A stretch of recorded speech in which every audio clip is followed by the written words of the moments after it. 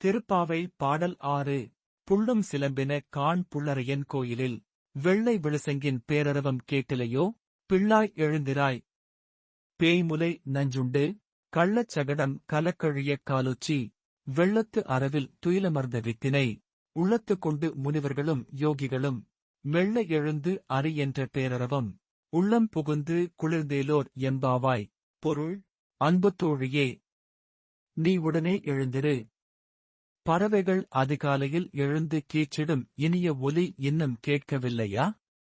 கருடனை வாகனமாகக் கொண்ட எம்பிரானின் கோயிலில் வெள்ளை நிற சங்குகள் எழுப்பும் முழக்கம் காதில் விழவில்லையா?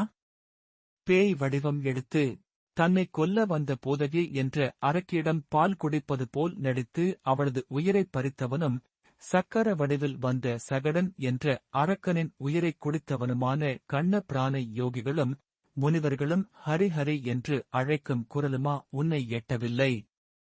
உடனே எழுந்து இவற்றையெல்லாம் கேட்டு உள்ளம் குளிர்வாயாக.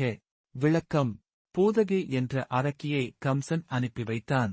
அவளை இம்சை செய்து கண்ணன் கொன்றிருக்கலாம். ஆனால் அப்படி செய்யவில்லை. அவனுக்கு பால் தந்து தாய் ஸ்தானத்தை அடைந்து விட்டாளே. அந்த தாய்மையை பாராட்டும் விதத்தில் அவளது மடியில் அமர்ந்து பாலைக் குடிப்பது போல் அமைதியாக உயிரைக் குடித்து அவளுக்கு மோட்சமளித்தான் எம்பெருமான்.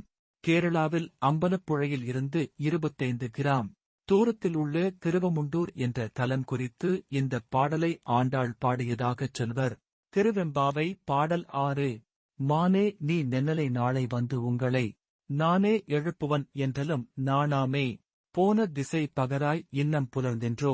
வானே நிலனை பிறவே அறிவறியான் தானே வந்து எம்மை தலையளித்து ஆட்கொண்டருளும். வான்வார் கழல் பாடி வந்தோர்க்கு உன் வாய் திறவாய். ஊனே உருகாய் உனக்கே உறும் எமக்கும் ஏனோர்க்கும் தம் கோனை பாடேலோர் எம்பாவாய். பொருள்: மான் போன்ற நடையை உடையவளே, நேற்று நீ எங்களிடம் உங்களை நானே வந்து அதிகாலையில் எழுப்புவேன் என்றாய். ஆனால் நாங்கள் வந்து உன்னை எழுப்பும்படியாகிவிட்டது. உன் சொல் போன திசை எங்கே? மேலும் சொன்னதைச் செய்யவில்லையே என்று கொஞ்சமாவது வெட்கப்பட்டாயா? உனக்கு இன்னும் விடியவில்லையா?